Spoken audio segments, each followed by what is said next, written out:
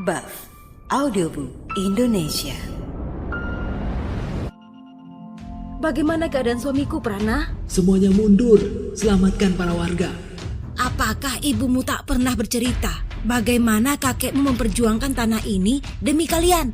Dia benar-benar sudah mati, Rum. Pembebasan tanah nenekmu sudah beres.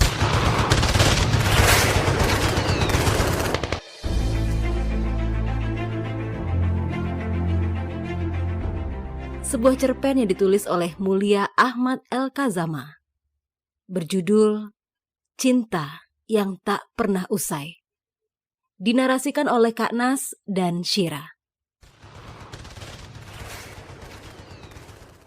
Langit merah saga. Sesekali awan menghitam legam diiringi suara ledakan. Peluru berterbangan seperti kumpulan kelelawar.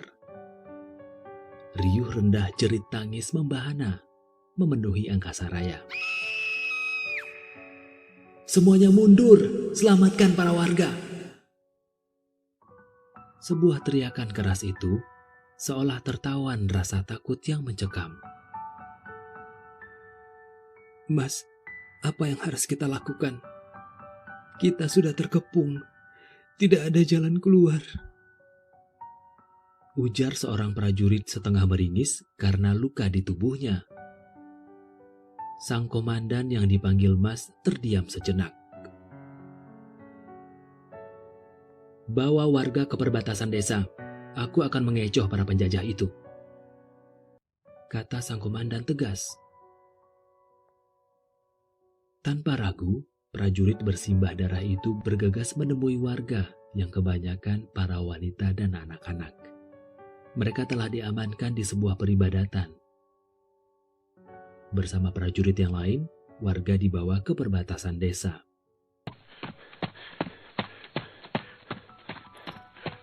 Prana!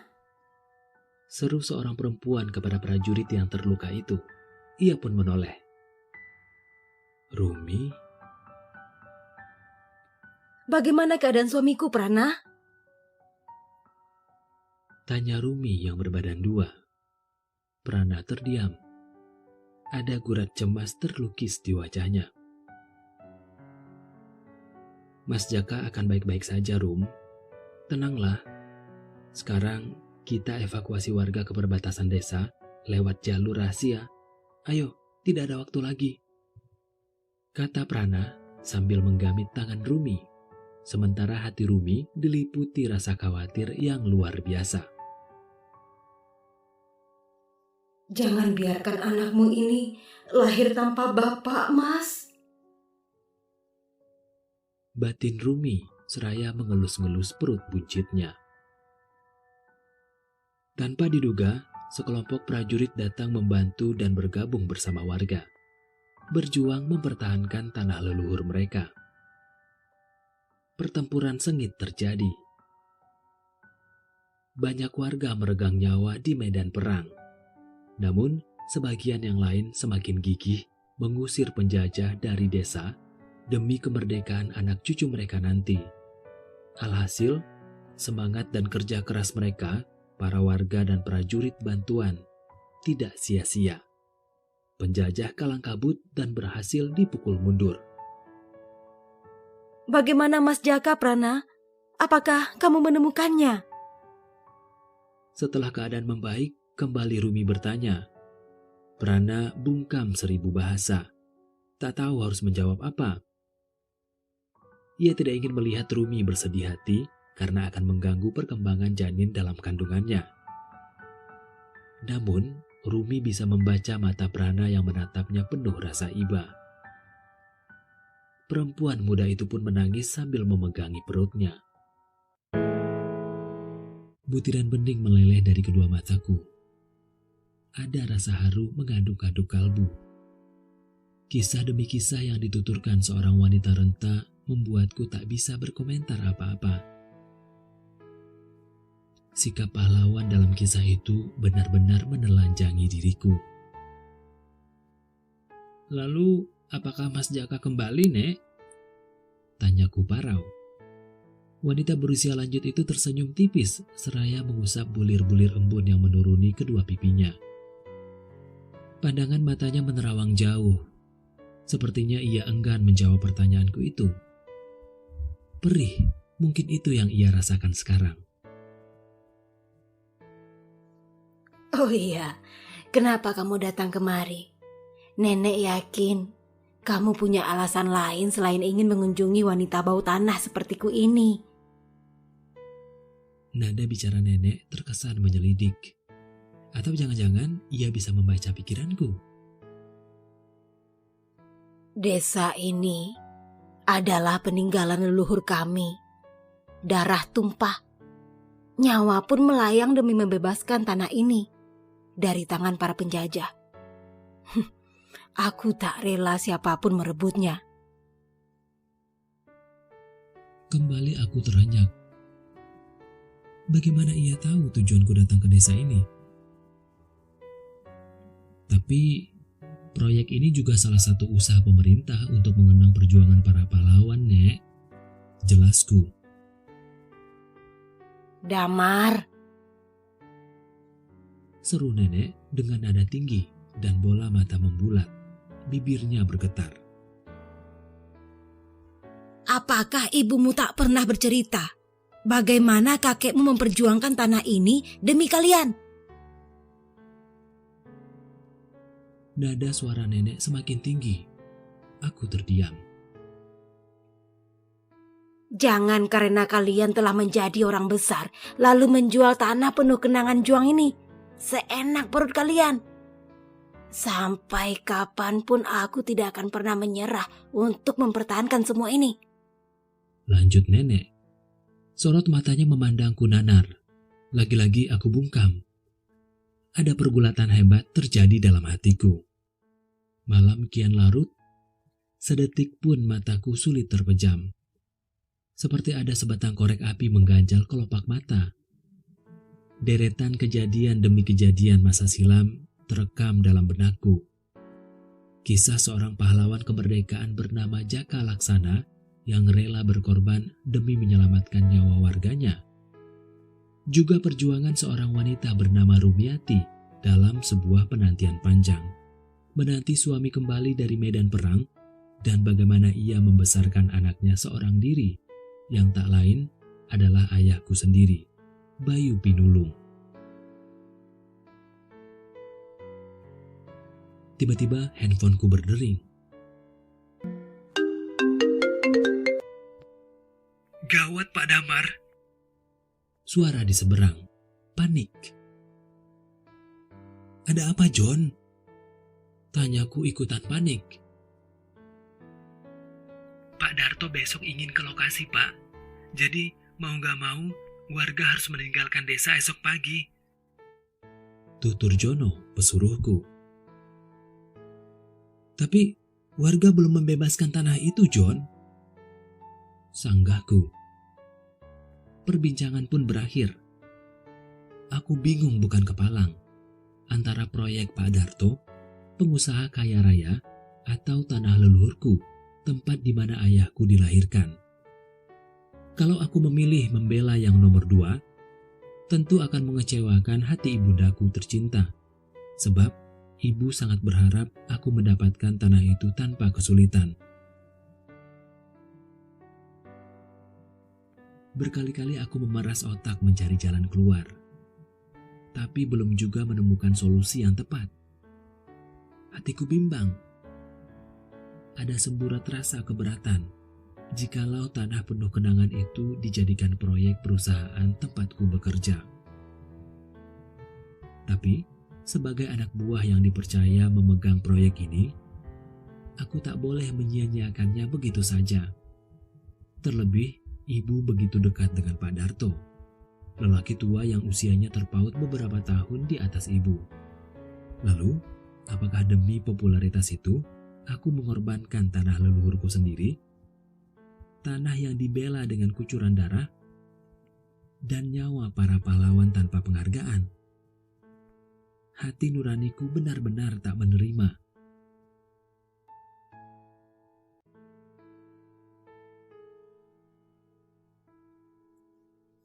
pembebasan tanah nenekmu sudah beres?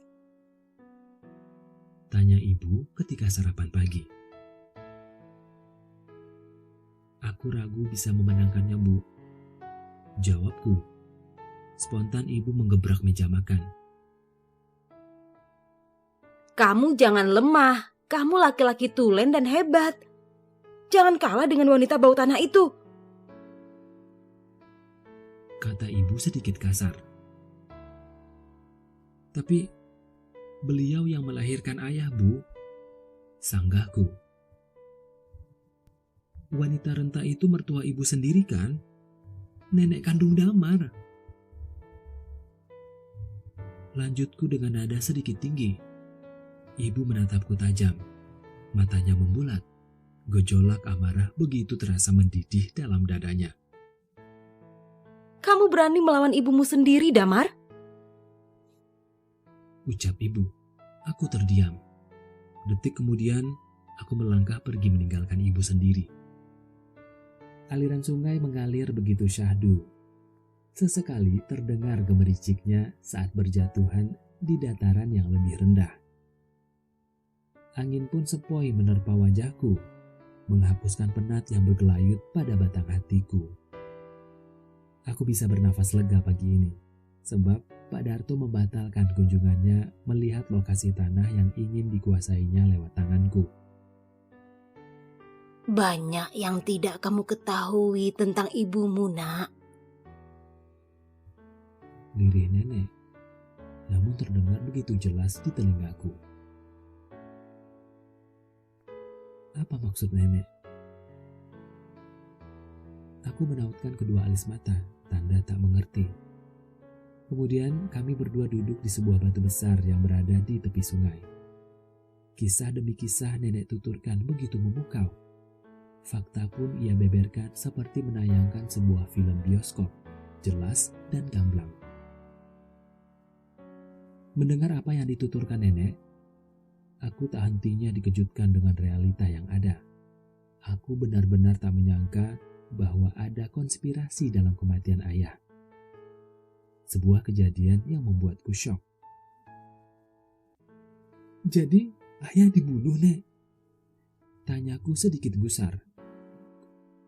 Nenek mengangguk. Tapi nenek tidak punya bukti untuk memberitahumu siapa pembunuhnya. Aku akan cari tahu sendiri. Nenek jangan khawatir. Ucapku mantap. Seperti malam-malam sebelumnya, mataku sulit terpejam. Beberapa fakta yang disampaikan nenek sangat mengganggu pikiran. Niat untuk balas dendam pun mulai menjalari diriku.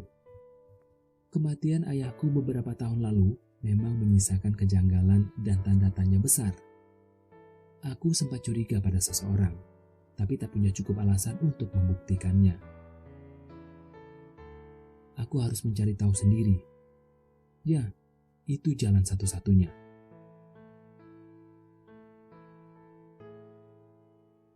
John, tolong awasi dan jaga nenekku. Kalau ada hal yang mencurigakan, segera hubungi aku. Pintaku pada Jono yang bertugas mengawasi nenek.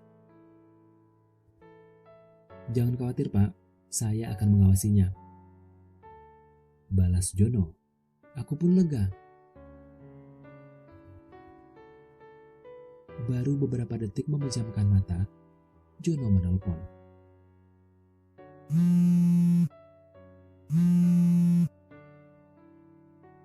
Gawat, Pak. Nenek Anda hilang. Kata Jono panik. Lebih baik Bapak lekas kemari. Lanjutnya, aku pun menutup telepon dan segera menyambar kunci mobil di atas meja. Detik kemudian, aku merapatkan jaket dan meluncur ke tempat tinggal nenekku. Kemana nenek John? Tanyaku setelah sampai di lokasi. Jono menggeleng.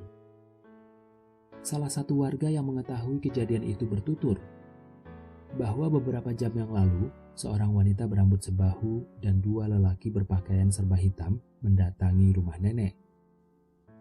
Warga tidak ada yang berani mencari tahu karena masih trauma dengan serangan misterius yang dilakukan orang tak dikenal beberapa hari sebelumnya. Ya, pasca penolakan warga atas pembebasan tanah leluhur mereka, teror dan gangguan sering terjadi. "Maaf Pak, saya terlambat," ucap Jono. "Tidak apa, itu bukan salahmu," kataku. Kecemasan melanda hatiku. Nenek merupakan satu-satunya orang yang kumiliki saat ini. Seorang wanita berusia setengah abad lebih yang telah mengajarkan arti kehidupan dan pengorbanan kepadaku. Kini, keselamatannya terancam karena mempertahankan apa yang harus ia pertahankan. Demi warga, anak cucu, dan perjuangan para pendahulunya, termasuk suami, ia rela mempertaruhkan nyawa. "Besok pagi kita cari informasi. Sekarang istirahatlah dulu, Pak," ujar Jono. Aku pun merebahkan diri di tempat tidur nenek ditemani Jono dan dua warga yang masih berjaga di ruang tamu. Sekelumit kisah yang pernah diceritakan nenek beberapa hari yang lalu berputar di benakku. Langit siang itu berubah pekat. Gumpalan asap hitam menjelaga di angkasa. Suara mesiu dan peluru kian memekakkan telinga. Bom dan granat makin menambah ngeri suasana. "Prana, selamatkan warga, biar aku yang mengecoh penjajah," ucap seorang komandan. Bukannya segera melaksanakan perintah sang komandan, Prana menyeringai tajam, seperti serigala hendak menerkam mangsa. "Ada apa denganmu?" tanya sang komandan. "Maaf Mas Jaka, aku harus melakukannya," kata Prana seraya menusukkan sebilah belati tepat di jantung sang komandan, yang tak lain adalah Mas Jaka, sahabatnya sendiri. Setelah Jaka meregang nyawa, Prana pun menuju ke tempat persembunyian warga. Prana, bagaimana keadaan Mas Jaka? Seorang wanita yang tengah berbadan dua bertanya tentang keadaan suaminya. Prana enggan menjawab. "Aku sudah menghabisi nyawanya, Rum.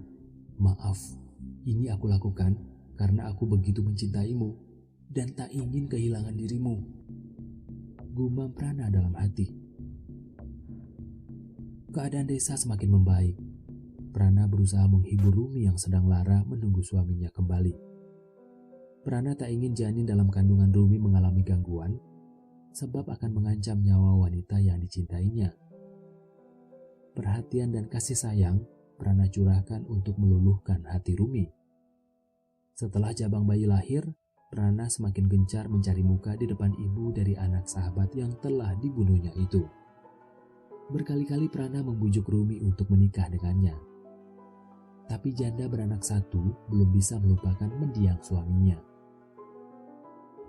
"Apa sih istimewanya Jaka? Percuma kamu menunggunya kembali. Dia sudah mati." Prana geram dengan sikap Rumi yang tak merespon niat baiknya. Kamu jangan bicara sembarangan, Prana. "Dia benar-benar sudah mati, Rum," jelas Prana dengan muka serius. Tidak. Kalaupun apa yang kamu katakan itu sebuah kebenaran, sampai kapanpun aku tetap mencintainya dan setia padanya. Jadi, jangan berharap kamu bisa menikahiku. Tegas Rumi. Prana mengamuk. Tubuh Rumi yang lumayan mungil itu dianiaya hingga darah segar bercucuran dari mulut dan hidungnya. "Ingat, wanita berdebah, aku akan membalas rasa sakit ini. Aku akan lenyapkan tanah ini. Ingat itu, Rumi," kata Prana mengancam penuh emosi. Ia pun menghilang dari kehidupan Rumi. Beberapa tahun berlalu, Prana telah memiliki istri dan seorang anak lelaki yang ia beri nama Darto Pranajaya.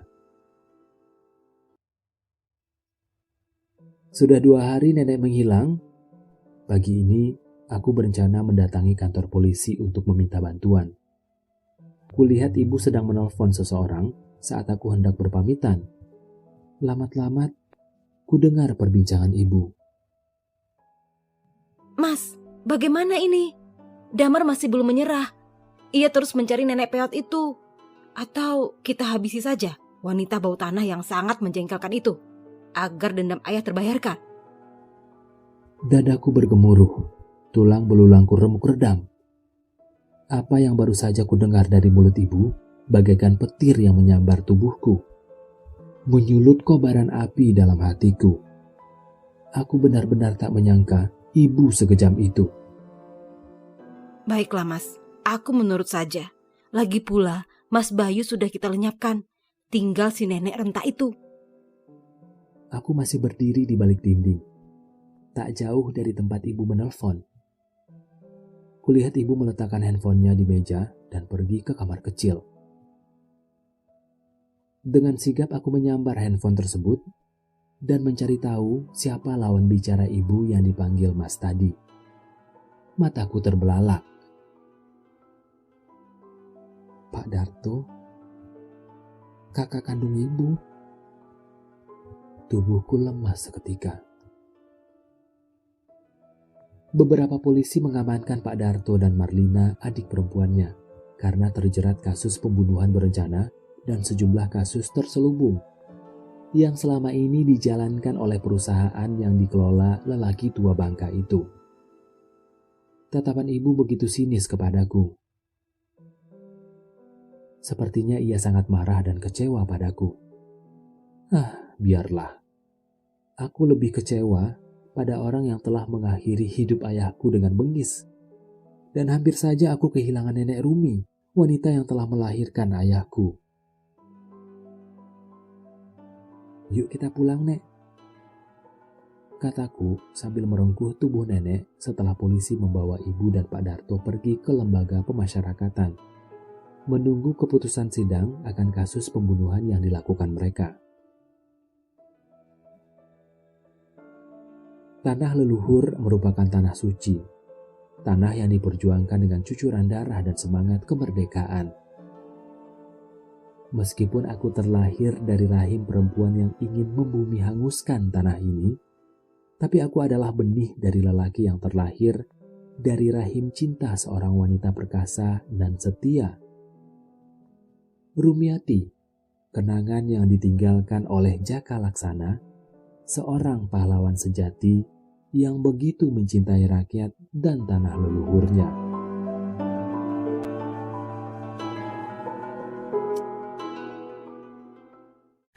See you on the next story.